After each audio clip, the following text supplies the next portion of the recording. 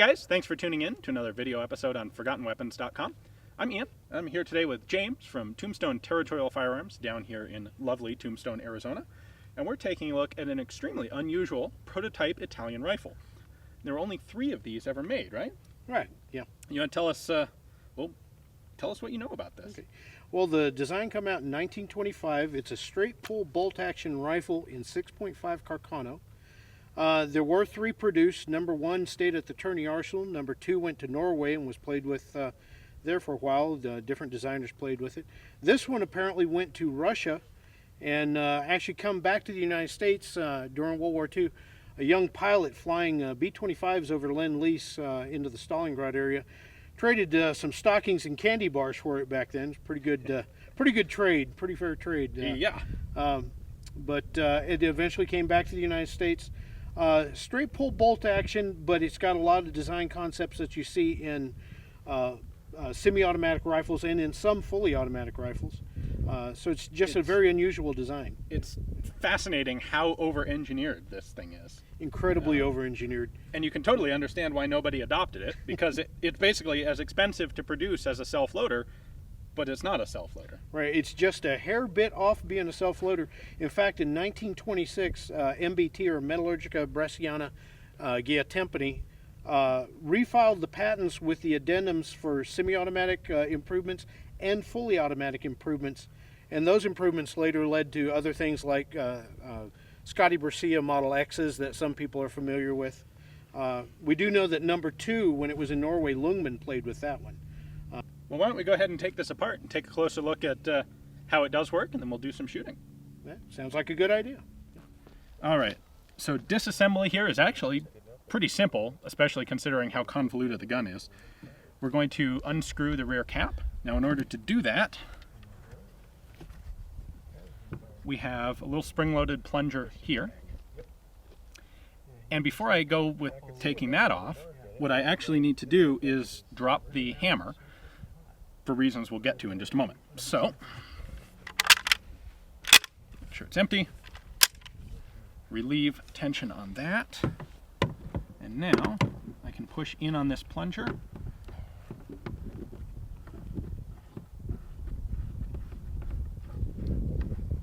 Unscrew the rear cap of the receiver. So we have this. We have a big fat buffer spring on it, which doesn't make a whole lot of sense because this is a manually operated rifle. Put that aside. Now the next piece that comes out, we've got the cap on this plunger, and then it has a spring. Yep, and its other piece didn't come with it. We'll get that in a moment. We've got the main spring, and now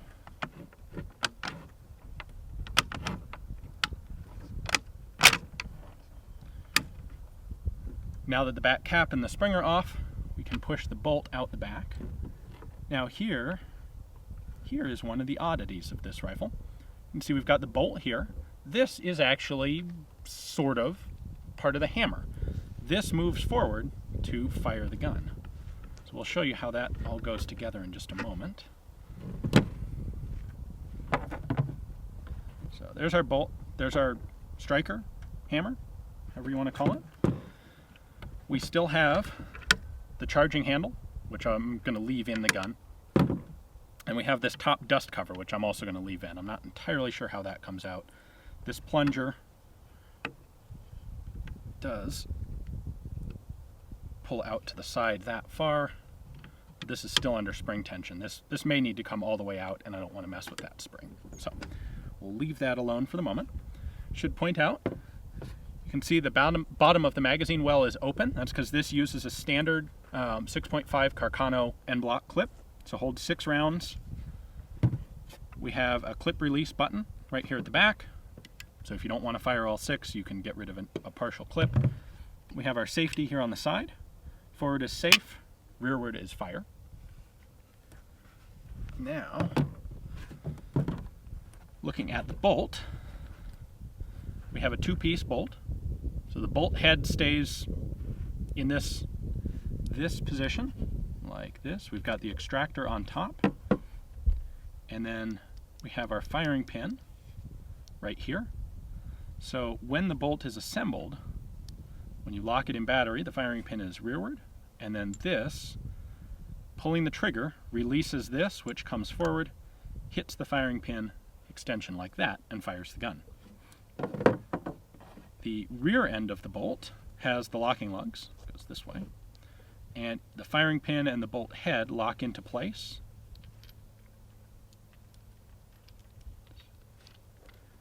Get this, there we go. So this is our travel position, and then vertical is the firing position. You can see the firing pin can go forward and back when these locking lugs are vertical. If I rotate it out of engagement, the firing pin actually pushes the locking lugs into engagement should you try to fire. So that's a safety mechanism to prevent it from firing out of battery. The rear end of the bolt, the back end of the bolt here is hollow for a recoil spring, which actually isn't really a recoil spring. There's no particularly good reason to even have this spring in here because it is a manually operated rifle. This thing, so like James said, this was made in 1925. The very next year, they actually went back and submitted a modified patent to include semi-auto operation of this gun. And really, all it needs to become semi-auto is some mechanism to tap gas off the barrel to actuate this handguard, this charging handle.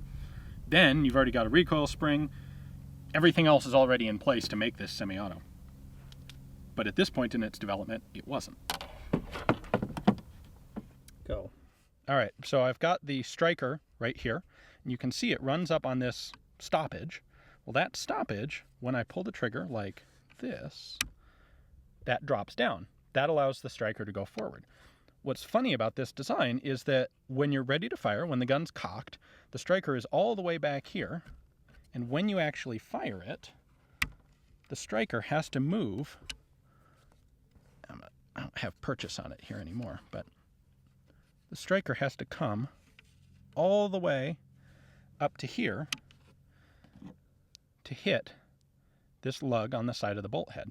So it feels almost like an open bolt gun, where you have an extremely long lock time for this striker to travel 4 or 5 inches forward in order to fire the gun, which is rather odd because it does fire technically from a closed bolt, but with a very long lock time.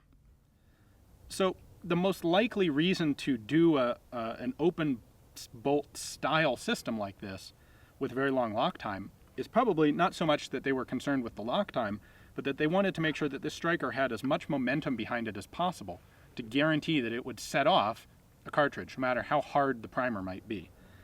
If they had wanted, I mean, they very easily could have modified this to have a much shorter travel for this striker, and they clearly wanted it to have the maximum travel possible. So by having this much spring behind the striker and a really reasonably quite heavy striker, I can't imagine there's a primer ever made that this thing wouldn't detonate. And there's something to be said for that. Now, of course, this was an experimental gun. They made 3. Nobody ever adopted this. It's kind of clear why no one did. It would have been a prohibitively expensive bolt-action rifle to make. But a couple other details that are worth pointing out. It does actually have a front band from gun number 2, where all the other parts are numbered 3. The rear sight on it has no markings inscribed on it at all. You know, normally you'd have range markings on here. There are none.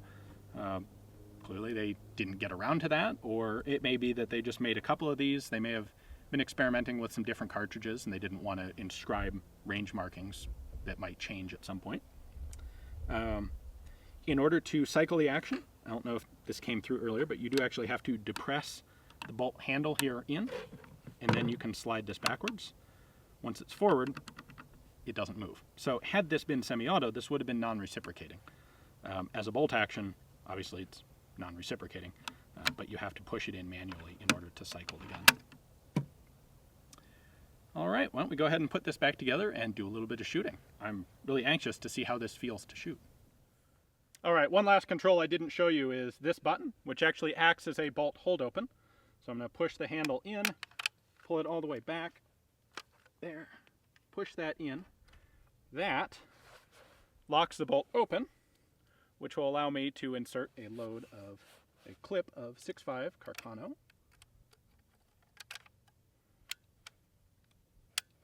All the way in. So it's got like the hugest, longest feed ramp ever in order to get a cartridge all the way up from that clip into the barrel. Okay. It's a cool little rifle. There we go. Bolts locked. There we go.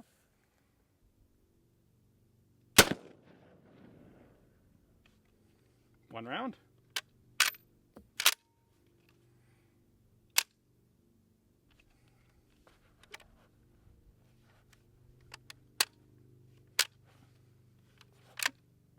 Oh, I've got a bad clip that's sticking.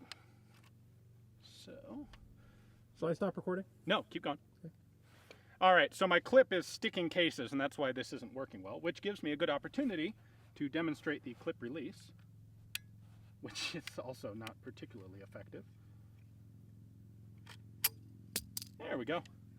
Let's try a different clip.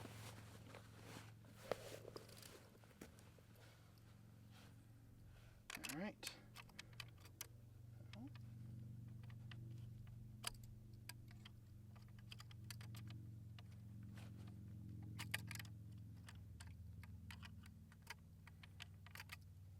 This is impressive.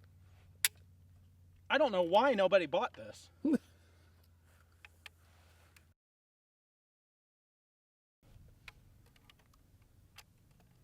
There we go. I just needed to use the rusty one.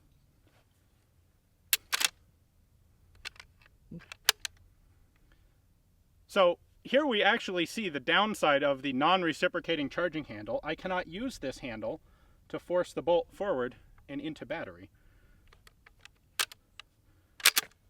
And now I have double fed it.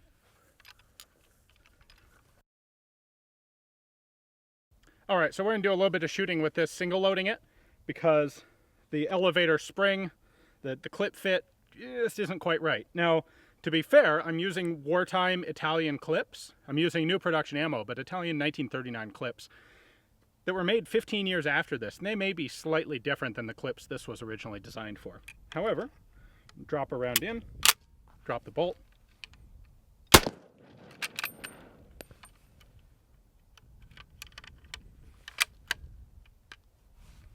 There we go.